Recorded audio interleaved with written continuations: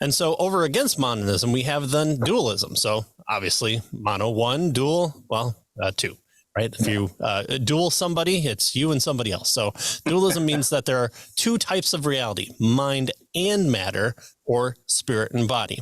Among dualists, you find two basic subdivisions then.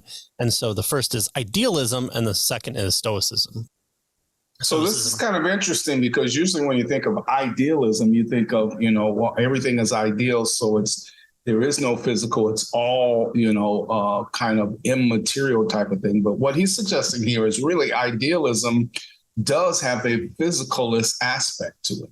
Yeah. Yeah, and so, I think we talked about this last time or the time before, is that there's a physical world, but it says that the physical world is organized or known by ideas or types. And so, the perfect triangle doesn't exist. And so the idea of the triangle is at least not in the physical world. Right. Yeah. Yes. It's something over and above that kind of reference points. And, your pre-soul might be imbued with that kind of a priori type of knowledge to understand, oh, this is what a cat's like because I'm somehow spiritually touching in some fashion the perfect cat or the perfect triangle out there.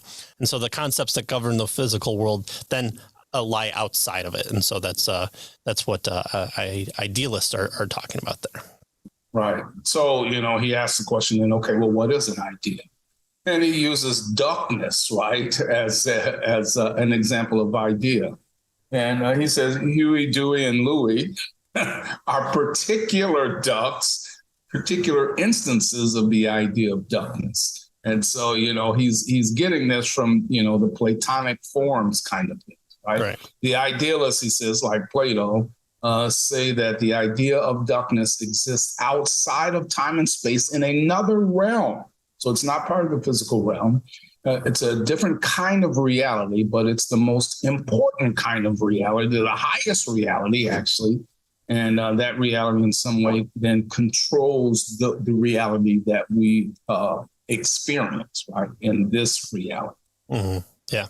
I don't know if it's particularly a one-to-one correlation, but if you've ever seen the movie Pi, that kind of has this similar kind of mixture of physicality with spiritual, and he's grabbing stuff from a kind of a almost spiritual realm or a non-physical realm, and he's saying, oh, it's being communicated through us in math, and we pick up on this and we imbue it into our language or stuff like this. And so he finds this kind of pattern within Pi that then allows him to predict the stock market or do all these things. And so he has to figure out if he's within the idea of whether humankind can even touch those things and still remain sane.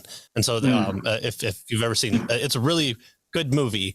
It's from the same director of Requiem for a Dream, which is the best anti-drug movie that all the druggy people like.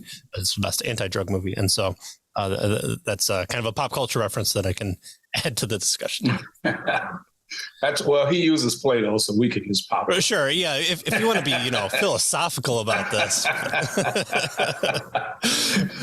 All right. So how do we know about these ideas or ideals? The idealists end up saying something like, "Well, we are into it. We come into the world with this a priori knowledge of them, a knowledge that comes prior to the experience in this world."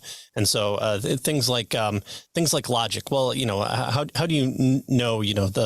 If you're dropping the toy 10 times, that doing it again will make you laugh on the 11th time. This kind of innate knowledge that we have within us is carried along into the physical world. So in this world, then we encounter chair, we intuit chairness, the idea of chair, and we apply that idea to all sorts of different kinds of chairs besides the one first learned that is a chair.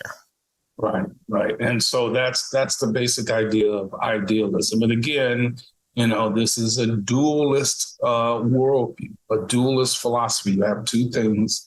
The superior one is the world of ideas, but it also affects the physical world, right? And so it allows us to determine what objects are in the physical world.